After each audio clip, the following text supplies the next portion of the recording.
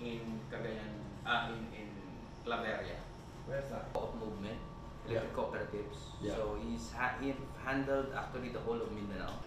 It's mind-boggling that the Philippines, being a climate vulnerable country, would still pursue dirty fuels, fossil fuels, which exacerbates climate disasters.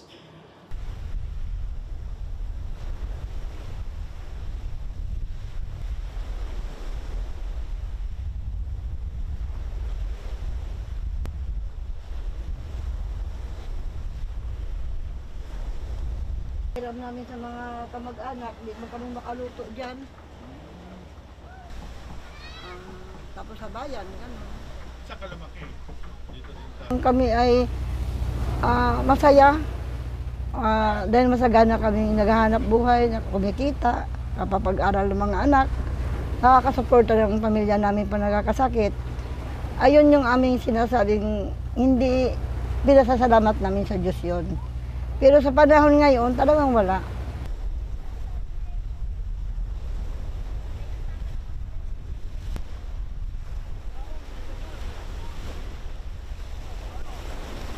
We have no nuclear.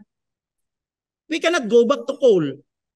We just have to make our best choice, which is natural gas, flexible, very clean.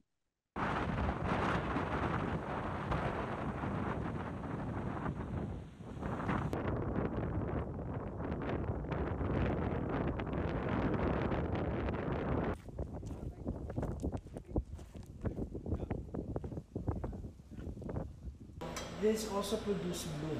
So, sa Boracay may possible na ganito rin. The one that we've identified in Puerto Rico. Worst case scenario, yeah. We will just only see the organism thriving in the VIP in books and even in museum.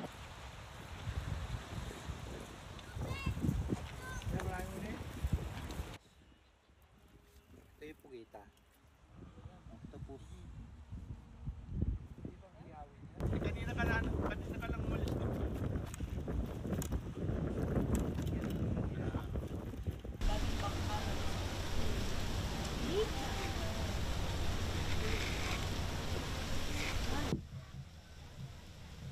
Nahirap ang walang pera. Hindi makabili agad ng bang.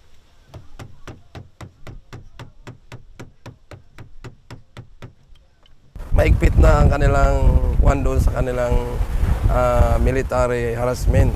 Maging sa paglaot ko, hinaharang na ako na hindi dapat ako tumuloy sa paglalaot. Minsan nakabonit sila pero naka-uniform. Mayroon din silang bangka na hinaharang sa amin. Hindi na kami pinatutuloy na magngisda.